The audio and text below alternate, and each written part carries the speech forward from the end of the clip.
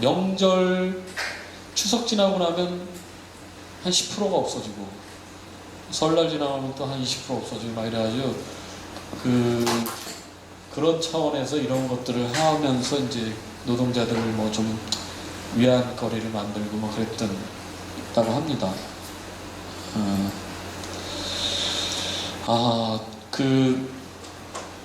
여기에서 이제 조금 최근에 이제 알게 된 사실, 우리 지역에 대단한 그 사실을 한번 소개를 하려고 합니다. 요 사진 먼저 보여드리겠네요. 이 학교, 동일방직에는 부설 고등학교가 있었어요. 상업학교가. 동일여자상업고등학교라고, 제가 그 체육관에 갔다가 이게 이렇게 엎어져 있는 게 있었어요. 이게 뭘까? 무슨 현판이지? 하면서 이렇게 뒤집었더니 이게 나온 거예요. 이 졸업식 현판 사진이에요. 동일여자상업고등학교. 그러니까 노동자들을 야간 고등학교가 그 안에 있었습니다. 학교 자체가. 그래서 주경야독을 할 수 있는 그런 상황이었습니다. 네. 아까 그건 일단 지나가야 되겠네. 요게 공장, 이제부터 공장 이야기를 좀 해드리려고 그러는데, 만석동 하수동에서는 공장의 비중이 굉장히 중요하거든요. 요 모습은 지금 우리가 보통 얘기하는 일진 전기. 원래는 일진 전기는 이름이 몇 번 바뀌는데, 일제강점기 때는 도시바, 도쿄 시바우라의 약자인 도시바에서 전기회사로 시작을 했습니다. 그랬다가 이제 해방이 되고 나서 이천전기로 바뀝니다. 근데 이천전기가 삼성그룹에서 인수를 해요. 그래서 잠깐 삼성그룹이 운영을 했었습니다. 몇 년간. 그러다가 삼성이 일진그룹에 팝니다, 이거를. 그래서 지금 이제 일진그룹의 일진전기였죠. 근데 지금은 비어 있습니다. 몇 년 전에 일진전기가 이제 타 지역으로 옮겼는데 아주 중요한 공간이었죠. 이 화수동에 있는 건데요. 저기 뒤쪽이 이제 요렇게, 아까 여기가 이제 화수구두거든요. 화수구두 쪽으로 쭉 해서 가면은 이제 수문통하고 연결이 되는 거예요. 이게 물길이. 그쪽입니다. 요게 이제 변압기를 만드는 예전의 그 모습입니다. 변압기. 이천전기 시절. 지금의 모습입니다. 지금 요렇게 생겼습니다. 저 뒤가 이제 바다 고리죠. 골이 있고요. 쭉 가면 동국제강, 아까 제가 민 선생님하고 같이 갔던 동국제강, 그쪽 골로 해가지고 수문통으로 연결되는, 바다가 하루에 2번 바닷물이 들어왔다 나왔다 하는 그런 곳입니다. 뒤로 바다가 있고, 빈 공장이 지금 이렇게 있는 거죠. 이 이천전기는 굉장히 좋은 회사였어요. 복지나 월급이 굉장히 좋아서, 제가 어렸을 때 동네 아저씨들 중에 이천전기 다닌다 그러면 다들 부러워했습니다. 아마 월급이 좀 딴 데보다 좀 이천전기가 좀 셌고요. 대성목재, 이천전기, 그다음에 이제 이따가 보여드릴 한국중공업, 이제 인천제철, 옛날에는 대한중공업이라고 했거든요. 대한중공업, 이런 회사는 지금으로 얘기하면 10대 그룹에 드는 회사들이에요. 한국유리, 그런데 한유리 공장.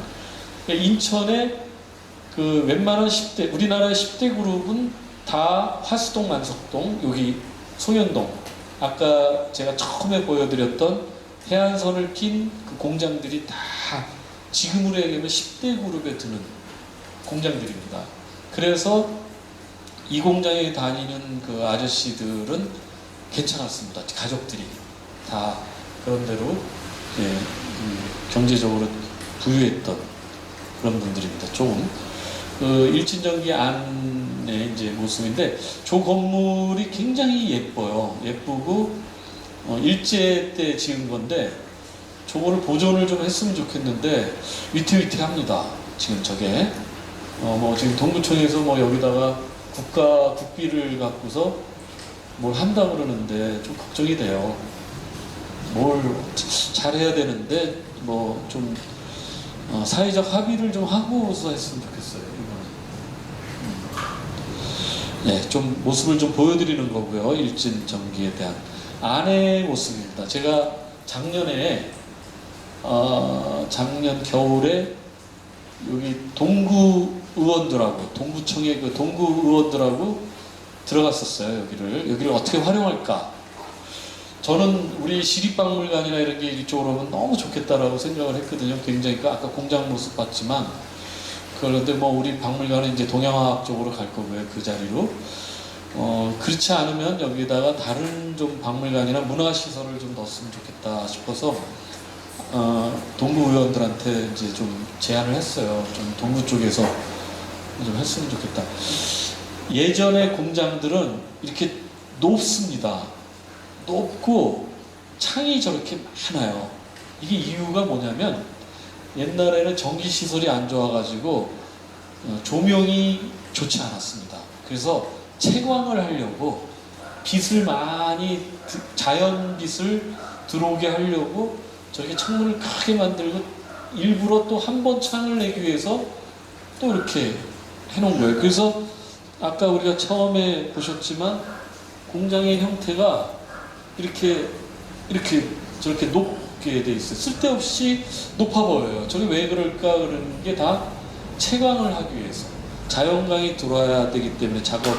예전에 전기 사정이 안 좋아가지고 전등이 원활하지 않았던 거예요. 그러니까 이렇게 높습니다. 이렇게 다 빛이 쫙 들어오게끔. 물론 뭐 전기도 좀 켰겠지만 저 빛을 활용하기 위해서 공장이 이제 이렇게 생긴 거. 이게 지금 다 비어 있어요. 비어 있는데 좀 반전이 있었어요. 참 작년에 삼성그룹이 자기네 삼성이 옛날에 있던 시절을 몸내 그리워한 건지 모르지만 삼성그룹 계열사인 빈폴에서 여기서 자기네 빈폴 30주년 행사를 했습니다. 예, 빈폴 30주년 행사를 하면서 새로운 빈폴로 간다라는 론칭을 여기서 했어요. 지금 그 장면입니다.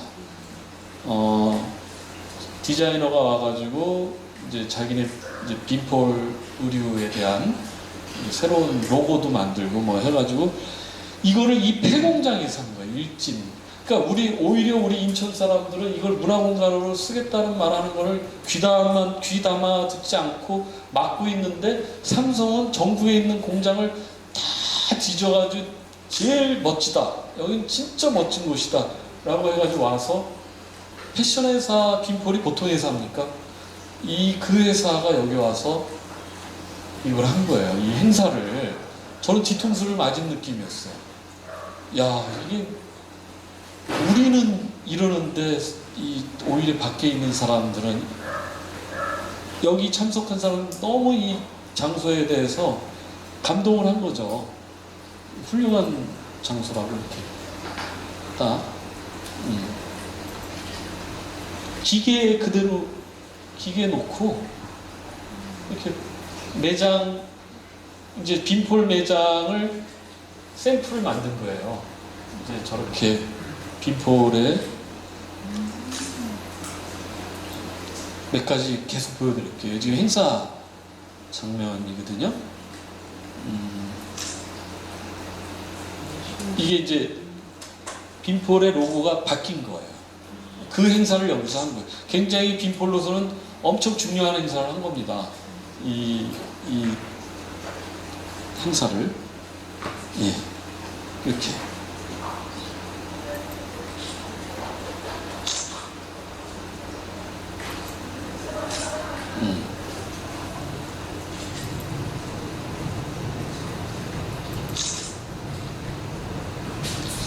이 그대로 공장, 우리가 아까 제가 먼저 보여드린 그 공장에서 한 겁니다. 그 자리에, 그 자리.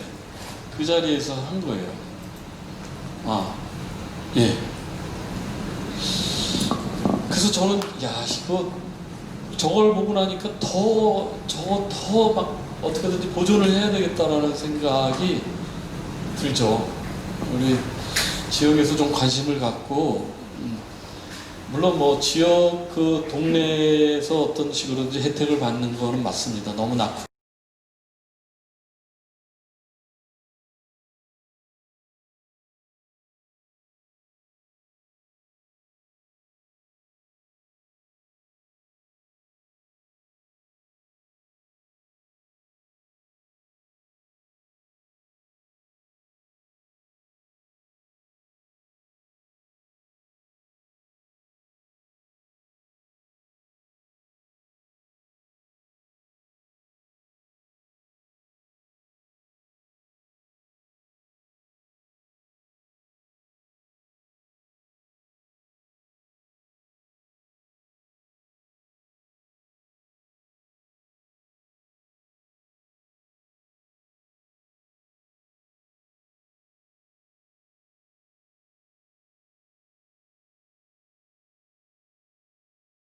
가지고 맞는데 하더라도 좀 잘 그렇게 싹 허무는 게 아니라 뭔가 이렇게 활용할 수 있는 그런 걸 돼야 되고요.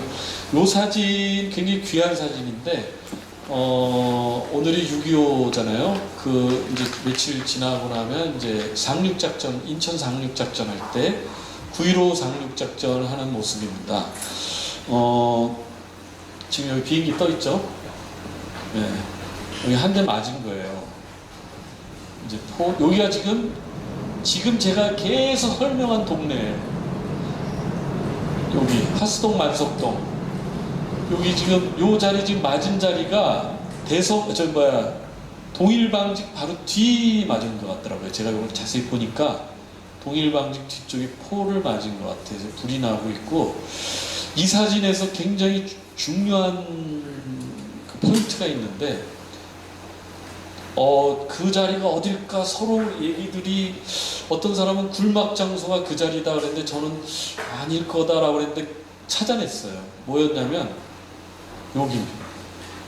여기가, 이 자리가 지금은 두산 인프라코아가 있는 곳인데, 예전에 조선기계제작소라고 일제강점기 때 1937년에 조선기계제작소라고 해서 군수품을 만드는 그 회사가 있었어요. 여기에 잠수정을 여기에 진수를 한 거예요. 잠수정. 이따 사진 보여드릴게요. 그 잠수정 진수 장소가 어딜까 했는데 요 사진을 보니까 여기 있네요. 여기 잠수정 한 대가 있어요 지금. 예. 여기서 이 공장에서 잠수함을 만들어 가지고 일본 놈들이 여기에서 진수를 시킨 거예요. 근데 이제 폭격을 당하죠. 이 동네가 많이 폭격을 당합니다. 왜냐하면 어쨌든 이 주요 지역이니까 군수 뭐니까 6.25 때 하여튼 이쪽 많이 맞죠. 이쪽을 함포도 맞고 비행기로도 맞고 이제 그런 상황입니다. 그 두산 인프라코아 전신인 이제 조선 기계제작소 그 후에 한국기계라는 이름인데, 그때 50년, 60년대의 그 모습이고요.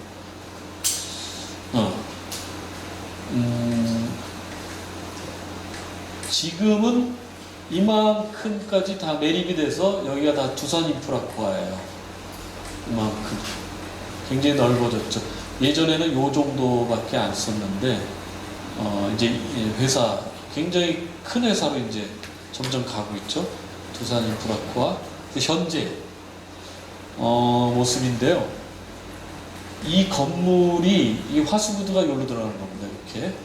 이 건물이 R&D 센터예요. 두산 인프라코아 R&D 센터인데 굉장히 크게 졌습니다. 아마 단일 건물로서는 우리 인천에서도 손꼽히는 건물에, 물론 송도국제도시에 큰 건물이 있지만 거기를 제외하고 이게 비즈니스 공간으로는 굉장히 큰 공간. 근데 소리 소문도 없이 사실은 졌어요. 이게 두산에서. 이 자리에 엄청나게 크게 졌는데 이게 이제 공장들이고요. 두산 인프라코아는 주력 생산품이 지금은 이 포크레인입니다. 포크레인을 생산하는 업체인데 화수동 여기 소재는 화수동 여기 만석동이에요. 근데 두산 인프라코의 그 주소를 보니까 화수동으로 돼 있더라고요. 이쪽이 더 이제 뭔가 좀 더 많이 있어서 그런 거예요. 옛날엔 만석동으로 돼 있었는데 지금 화수동으로 돼 있습니다. 아까 그 잠수정 요 고리입니다.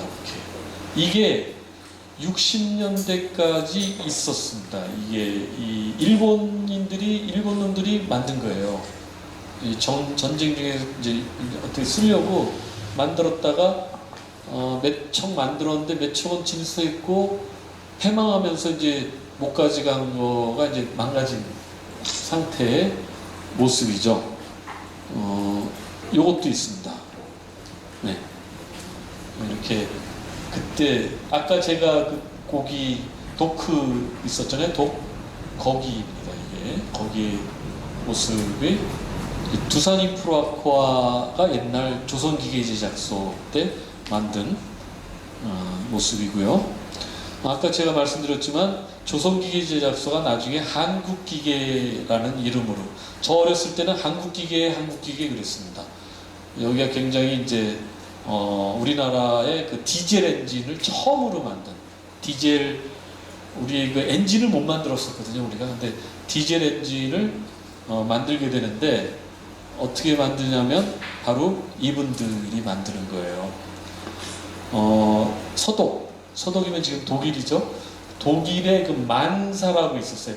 맨이 아니라 만사인데 그 만사가 독일에 있었는데 거기에 한국기계 그 기술자들을 기능공 저분들을 만사로 파견을 보냅니다.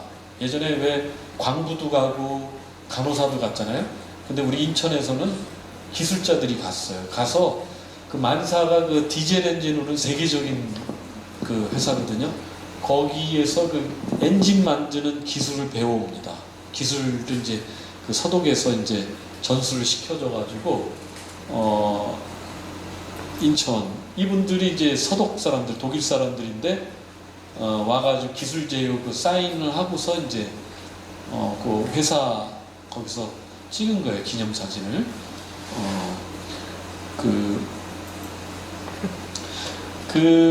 그 회사가 지금의 두산 인프라코아인데 아까 그 R&D 센터에 제가 들어갔었거든요. 동구청장이랑 들어갔었는데 굉장히 잘 됐어요. 이게 이렇게 1층 로비인데 사진보다 훨씬 더 규모가 크고요. 그 안에 이렇게 홀로그램 기법으로 해가지고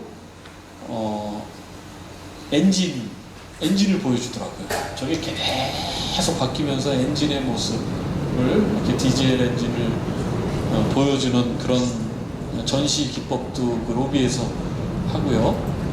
이렇게 옛날 자기네가 생산했던 그 엔진들, 선박 엔진 뭐 이런 것들, 그런 것들, 이게 이제 우리나라에서 처음으로 여기가 디젤 엔진을 만든 거거든요. 근데 여기 2층에 요런 데가 있어요. 1937홀. 일종의 기념관인데 1937년도에 조선기계 제작소가 창립이 됐거든요. 그래서 2017년, 그러니까 회사 창립 80주년이죠. 80주년 때 요 R&D 센터에 이런 기념홀을 만들었어요. 자기네 이제 그 일종의 회사 역사와 뭐 이런 거를 만들었는데, 요때 요렇게 이제 그 내부 모습을 제가 좀 사진 찍어가지고 가져왔었거든요. 요렇게 이제 일종의 전시관 뭐 기념으로 해가지고 근로자들이 옛날에 썼던 뭐 물건이나 뭐 월급 봉투나 뭐 옛날 사진 같은 거 했는데, 제가 사실은 그 기능공 파견 사진도 저기 걸려 있는데 제가 한 5장 정도를 여기에 기증을 했어요. 그 제공을 했습니다. 그들이 안 갖고 있는 사진이었어요. 그 사진은. 근데 제가 예전에 시에 있을 때 그 잡지 편집장 할 때 저기 기능공으로 파견된 분이 제보를 해주신 거예요. 저한테. 그래서 저한테 쓰라고 나중에 그런 활용을 하라고 그래가지고 제가 갖고 있던 사진 그래서 이제 제공을 했고요. 저 사진이 굉장히 저들한테 중요한 사진이었는데 그 사진이 없었어요. 그래서 본사 홍보실에서 이제 연락이 왔었죠. 그 안에 전시된 사진의 모습이에요. 군의 이발소 모습, 옛날에 그 군의 이발소 모습.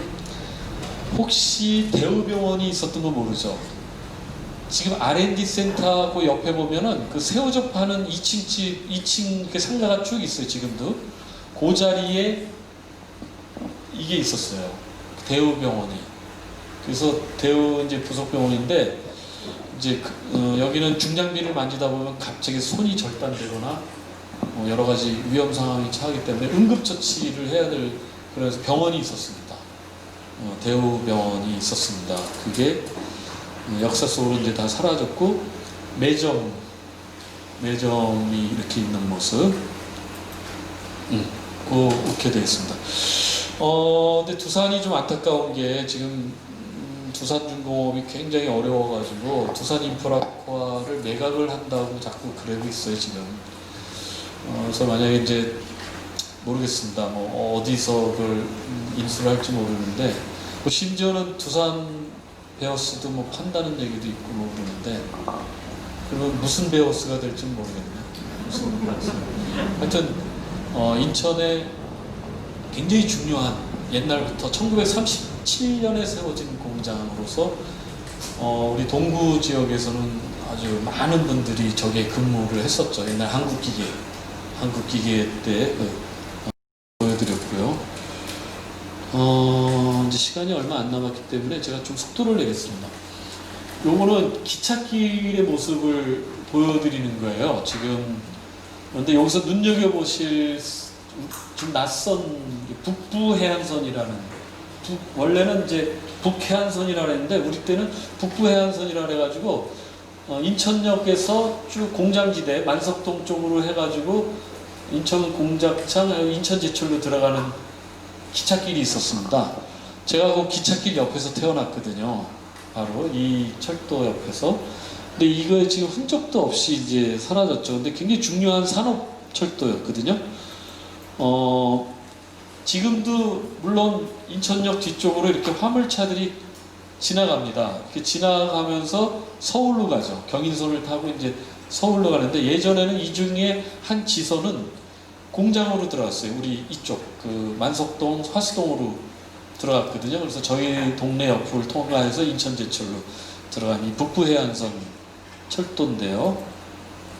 이 흔적이 남아 있습니다. 제가 이게 1년 전에 찍은 사진인데 그 만석 고가도로 밑에 그 동네 쪽 뒤쪽으로 가보니까 이 철도가 있어요. 이게 북부해안선 철도였어요.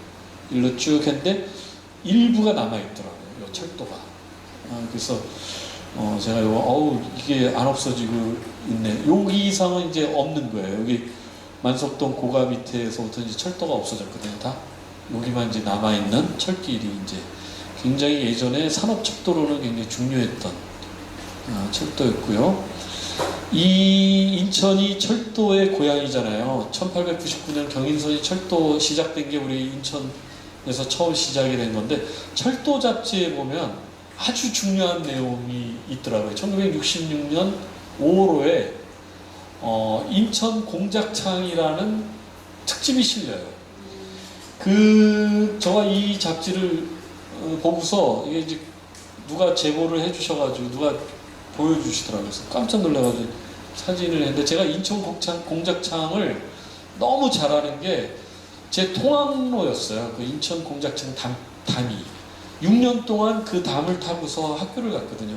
항상 높은 그 공작창 옆 담길을 따라서 쭉 하는데 그 내부는 본 적이 없어요. 저기서 무슨 기차를 만든다 그러는데 이 사진을 통해서 이제 보게 되는 거죠. 이게 이제 거기 실린 여기 뭐라고 썼냐면 철도 수송의 장비, 철도 수송 장비의 산실, 인천 공작창 탐방 이렇게 써 있는 거예요. 저 위에.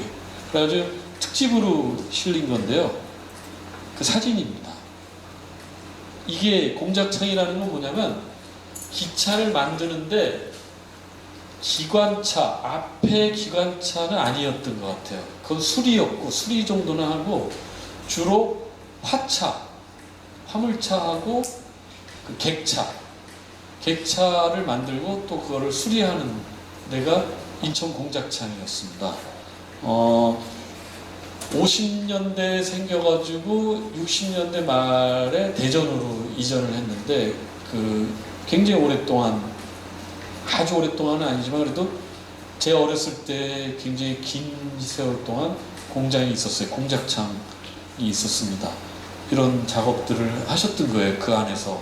저희는 이 모습을 한 번도 보지 못했는데 사진을 보니까 이게 이제 다 우리 동네 아저씨들이 이 공작창을 참 많이 다니셨어요. 예, 이렇게 이제 화차 같은 거를 화물차 만드시고, 요 사진은 뭐냐면 20통인데 여기가 20통이에요. 요걸 제가 왜 가져왔냐면 조담입니다. 조담. 저게 이제 공작창 담이에요. 이게 쫙 있어가지고 제가 저기로 학교를 다닌 거예요.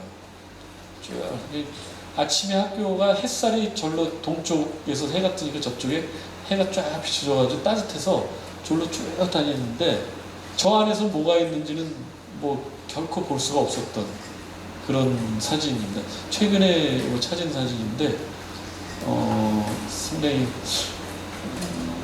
무슨 모습인지 모르겠어요. 학생들이 쭉 나와 있는데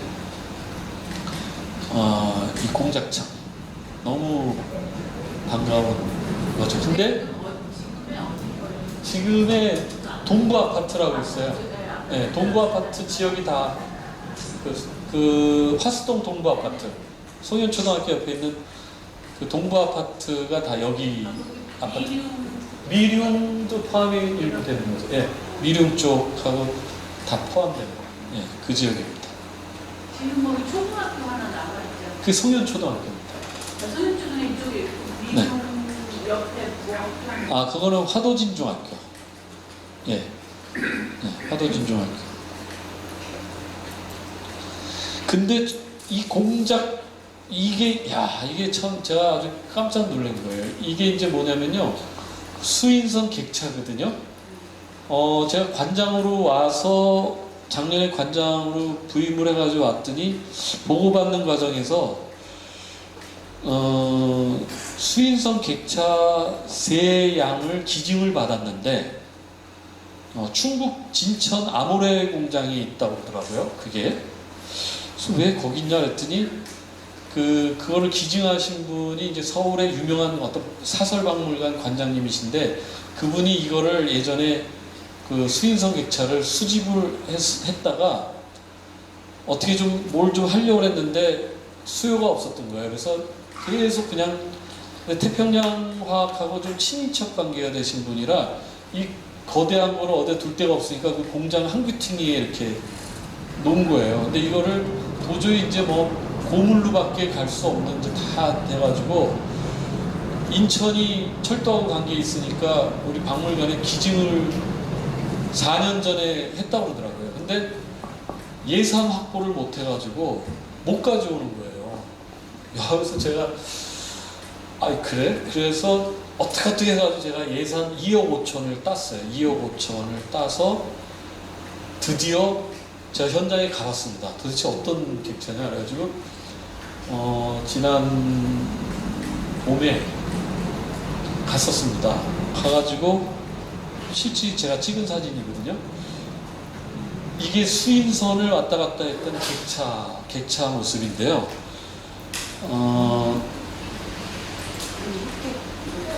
예, 좁은 협객. 이게 지금 전철보다는 아주 좁은, 제가 이제 내부 모습을 보여줄 텐데, 이렇게 그냥 녹이 다 슬었어요. 이제 거의. 그리고 이게 딱 붙어 있는 거예요. 어우, 제가 막 소름이 돋은 거죠. 인천공작창 1969년.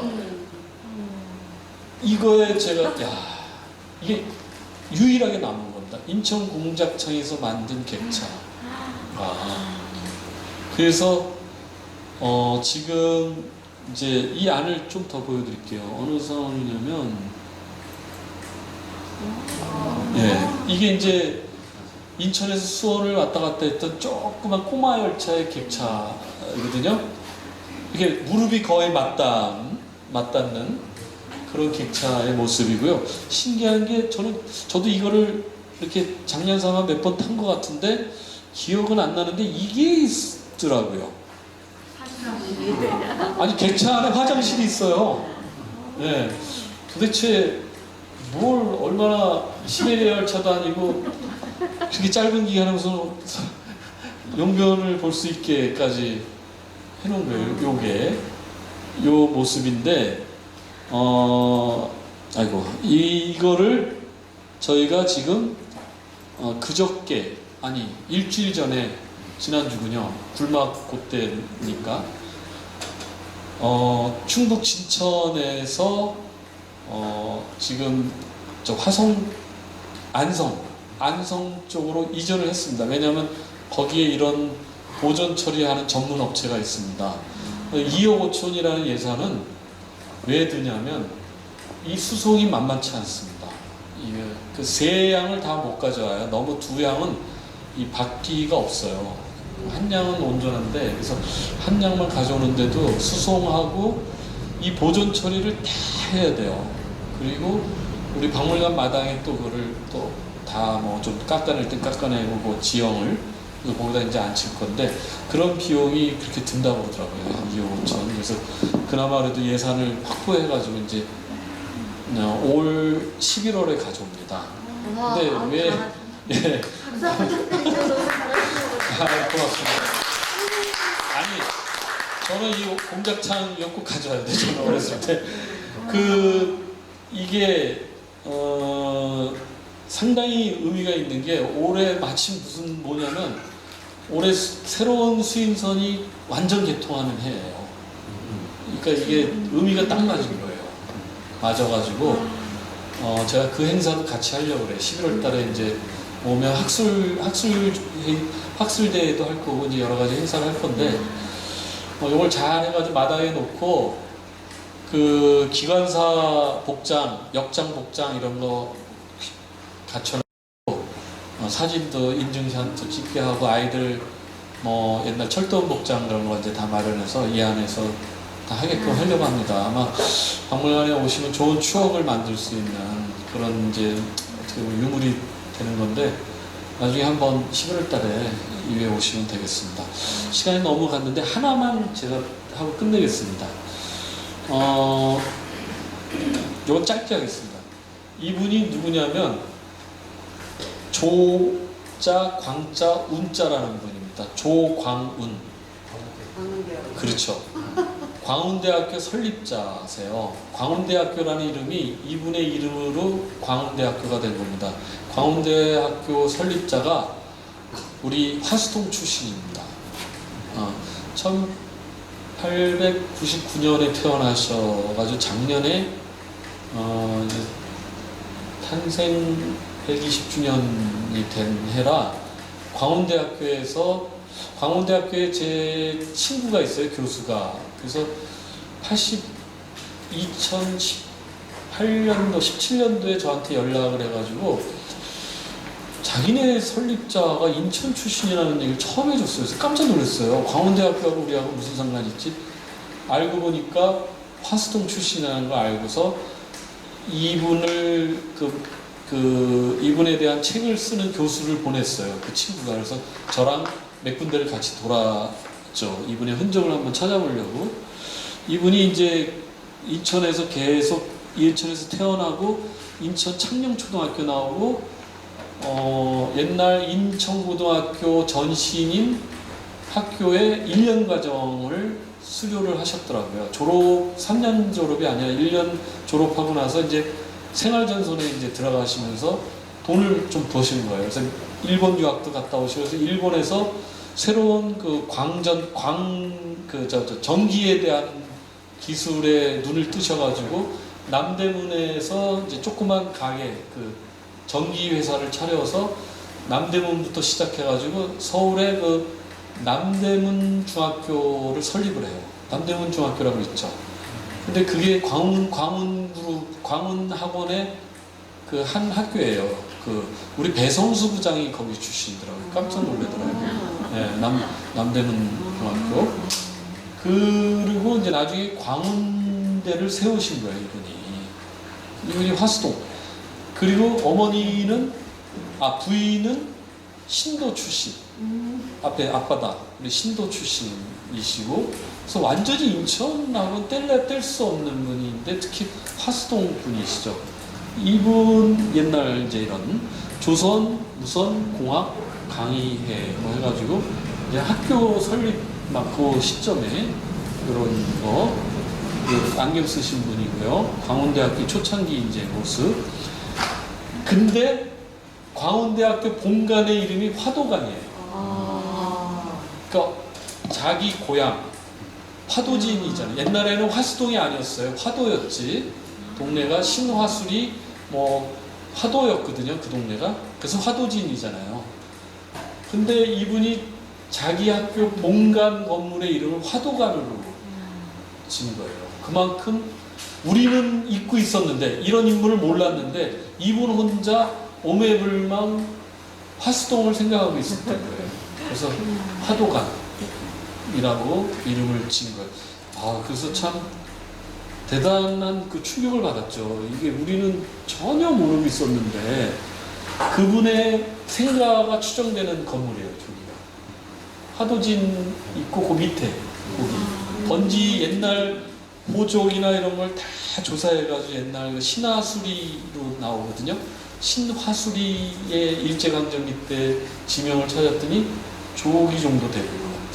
그래서 그때 이제 재단하고, 지금 재단 이사장이 이 조강훈 선생의 손녀딸이에요. 우리 여기 양진체육장이 계신데, 화도진 문화원의 양진체육장이 우리 동구사 발간을 했을 때 2년 전인가요? 네, 2년 전 우리 동구사 발행했을 때 1년 전인가요? 네, 1년 전에 우리 행사를 할 때 재단 이사장인 손녀딸이 왔었어요. 그 어머니랑 그 재단 관계된 사람들이 다 왔었습니다. 동구사 발행하는 그 발행 그 행사 때. 왜냐하면 급하게 동구사에 넣었어요, 우리가. 그 이분에 대한 거를.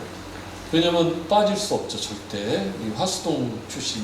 그리고 이분 120주년 태어난 그 120주년 행사를 광운대학교에서 했는데, 재단 주관으로 해가지고 대학에서 했는데, 제가 초청을 받았어요. 그때 초청을 받아가지고 갔더니 송영길 국회의원이 왔더라고요. 그래서 축사를 했죠. 그리고 우리 인천과 관련된 이야기를 좀 했고, 제가 이분에 대한 거를 안 지가 딱 3년밖에 안 되는 거예요. 그 친구 교수를 통해서, 야, 니네 그 인천에 우리 설립자가 거기서 태어났대. 처음에 무슨 얘기인지 몰랐어요. 화수동 출신이라는 걸 이제 그때부터 알게 된 거죠. 그래서 우리 동구가 큰 인물을 낸 이분입니다. 지금 돌아가셨죠. 태어난 지 120년이 넘으셨기 때문에 그 광운대학. 그래서 동구청장 쪽에 이제 우리가 얘기하기를, 이쪽에 이분에 대한 좀 현양을 어느 정도 좀 해드리고, 그리고 우리 큰 인물을, 동구의 큰 인물, 이만한 인물, 물론 동구에 큰 인물이 몇 분 계시긴 해요. 그 장면 선생님, 장면 박사도 동구 출신이고, 뭐 친일이 좀 있었지만 김한란 박사도 인천 동구 출신이고, 뭐 동구가 좀 있는데, 이렇게 교육계의 큰 별은 진짜 없는 거죠, 어떻게 보면. 그래서 동구 출신을 광운대에 좀 특례로 들어갈 수 있는 방법이 없는지, 그다음에 장학금, 광운대 장학금을 좀 우리 동부 지역의 학생들한테 줄 수 있는 방법은 없는지. 그때는 좀 그런 얘기 좀 나왔는데 그냥 좀 없어져가지고 좀 아쉬운데, 아무튼 우리 화수동 출신의 이 조광운 선생님, 광운대학교 설립자, 이분이 있다는 걸로 마지막 강의에 매진을 하겠습니다. 예, 고맙습니다.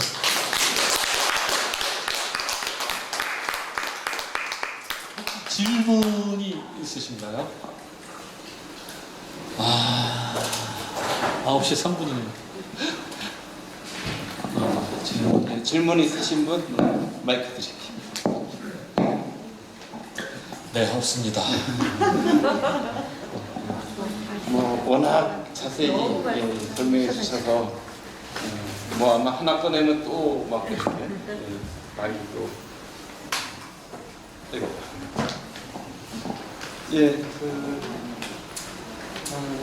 오늘 얘기 듣다 보니까 참 그동안 인천이 그냥 관광지 관광 사업이라는 이름으로 그냥 개항장에만 꽂혀서 나머지 부분은 진짜 그냥 무시하고 그냥 재개발로 그냥 갈아엎을 그런 생각만 했던 그런 상황이었는데, 저희뿐만 아니라 이제 이런 이제 지식인 분들, 또 활동가 분들, 관계자 분들이 어쨌든 그런 경험과 기억 이런 것들을 바탕으로 해서 계속 묻혀 있었던, 또 사라질 뻔한 그런 이야기를 계속 발굴하고 정리하고 소개하고 공유하면서 관심을 확장시키고 또 바꿔내는 그런 작업을 해오셨고, 그러다 보니까 이제는 좀 불과 몇 년 사이에 많이 분위기가 좀 바뀌어 가고 있는 그런 생각이 좀 바뀌어 가고 있는 듯한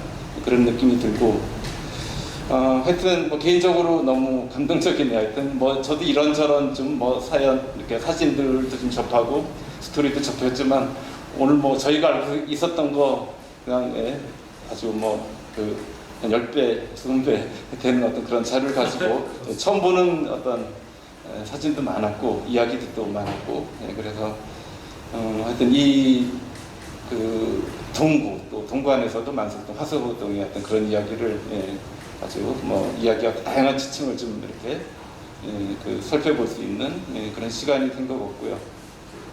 어쨌든 그런 지나간 과거의 여러 흔적들, 노력들, 희생들, 또 때로는 아픔들, 이런 것들이 지금의 그대로 지금 이어지고 있다라는 그런 사실, 이런 과거를 바탕으로 지금 중국과 이어지고 있는데, 지금은 자꾸 이렇게 어떻게 보면 자꾸 천대받고 그냥 빨리 그냥 낙후됐다는 표현으로 자꾸 없애려고만 하는 그런 상황이 안타깝고요. 어쨌든 이런 걸 계기로 해서 다시 이 동네를 바라보면서 이런 것들을 어떻게 좀 잘 이어갈 수 있을까, 이런 고민이 저희 앞에 놓여진 과제가 아닐까, 그런 생각도 들고, 오늘 그 얘기는 이제 다음 주로 또 이제 이어질 수 있을 것 같은데, 사실 한 가지만 네, 잠깐만요.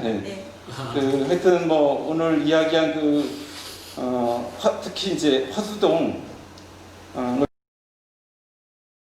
포함한 화평동을 묶는 화수화평 정비구역 사업으로 인해서 상당한 규모의 지역이 철거될 그런 지금 상황에 놓여져 있기도 하고, 그래서 참 안타깝습니다. 하여튼 이런 걸 어떻게 좀 다시 이렇게 반전시킬 그런 여지는 없는 것인지 그런 또 걱정도 좀 드는 상황이긴 하고, 하여튼 할 수 있는 데까지 한번 이런 이야기, 또 오늘 이렇게 모아진 마음을 가지고 할 수 있는 데까지 어떻게 한번 좀 이런 것들을 잘 이어갈 수 있도록 노력을 해봤으면 좋겠다, 이런 생각이 좀 오늘 새삼 좀 들었습니다. 일단 문경수 선생님. 네. 일단은 수인선 협규열차 해주셔서 개인적으로 너무너무 감사드리고요. 사실 인천 지역에서 너무 없어지고 사라지는 것들이 너무 많아서 안타까운 일이 있었는데, 오늘 정말 기분 좋은 저녁을 선물해 주셔서 감사드리고요. 개인적으로 좀 궁금한 게 있는데, 아까 장면 선생님도 화수동 출신이라고 말씀하셨잖아요. 근데 사실 저는 그런 게 정치에 별로 그렇게 관심이 없다 보니까 장면 선생님 그냥 이름만 들었지 그 잘 몰랐어요. 근데 지난번에 우연찮게 그 굴막 갔다 오던 날에 이제 그쪽에 그 생가터가 있다고 이제 알려주셔가지고 거기를 찾아가 본 적이 있는데, 근데 너무 개인적으로 신기했던 거는 그 앞에 도로가 있잖아요. 근데 그 앞에 가서도 안 보였어요. 근데 도로 반대쪽에서 하는데 그 생가터라고 새겨진 글자가 눈에 확 들어오는 거예요. 그래서 신호등을 건너가서 이렇게 확인을 했더니 어떤 어르신이 보면서 그거 뭘 찍냐고, 그래서 아 여기 장면 선생님께서 태어나서 생가터다, 그 사람이 누군데 하는 걸 이렇게 말씀을 하시더라고요. 그런 것처럼 저도 사실 그 정치적인 인물에 대해서는 전혀 몰라요. 근데 관장님께서 알고 계신 장면 선생님에 대해서 잠깐 말씀 좀 해주셨으면 좋겠습니다. 사실 장면 선생님 이제 총리로 우리가 이제 다 알고 계시는데, 물론 뭐 총리도 하셨고 그 아버님이 이제 그 우리 개항기 때 상당히 지식인으로서 이제 인천에 오셔가지고 활동을 하시는 거예요. 이제 아마 그 해관 쪽 일인가 아마 그 일을 하셨고, 그 자식들이 우리가 잘 알고 있는 뭐 장면, 장극, 장발 이 삼형제가 아주 유명한 그러니까 박사, 과학자 뭐 했는데 그 중에 한 분이 이제 장면 박사, 장면 총리인데, 그 보신 그 건물이 이제 지금은 일반 그 빌딩이잖아요. 조그만 빌딩인데, 예전에는 그 길이 그게 만화로인가 아마 그럴 텐데 그 만화로가 길이 없었어요. 거의 막힌 길이었고, 그 일대가 이제 화평동에 많은 사람들이 살았는데 거기 사신 거죠. 그래서 옛날에 화평동이 상당히 그 중심에 가까이 있기 때문에 거기에 이경수 선생님도 잠깐 사셨고 뭐 유명한 분들이 많이 사셨어요 거기. 또 그 우리 극작가 한세덕 선생님도 거기 사셨고, 근데 장면에 대한 건 뭐 어쨌든 뭐 정치적인 거는 저도 솔직히 뭐 잘은 모릅니다. 이공화국 민주당 쪽 총리를 하셨죠. 네, 그때 조금 뭐 그렇게까지는 제가 장면 선생에 대한 거는 조명을 좀 더 많이 해야 되겠죠 우리가. 죄송합니다.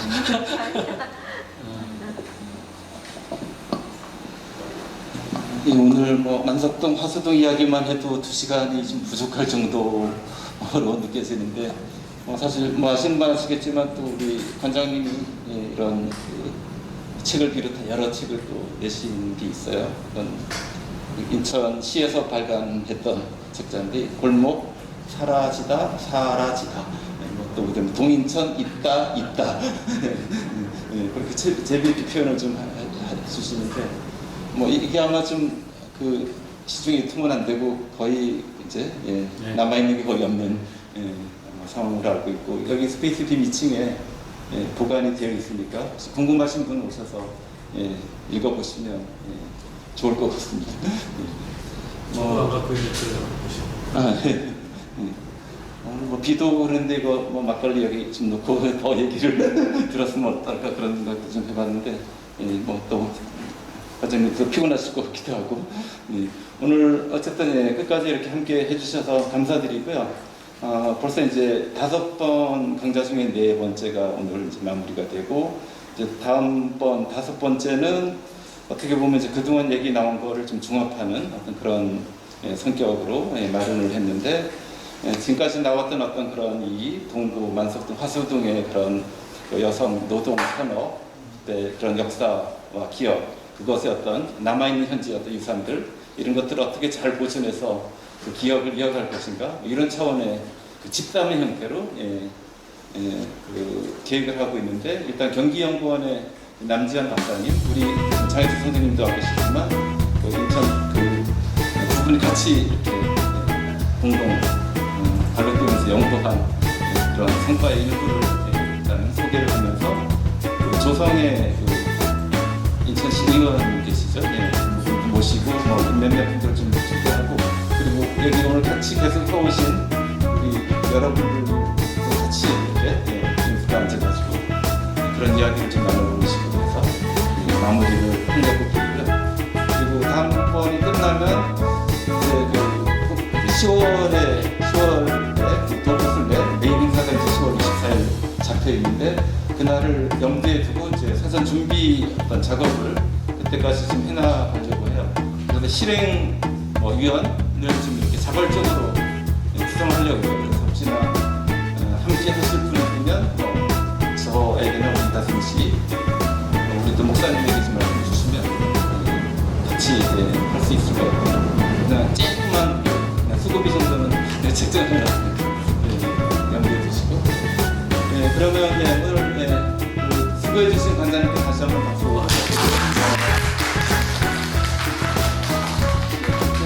저기 간식 좀 남아 있으니까 혹시나 배고프신 분 마저 드시고 그리고 오늘 관장님하고 같이 또 기념 촬영 한번 하는 걸로 마무리 짓겠습니다. 고맙습니다.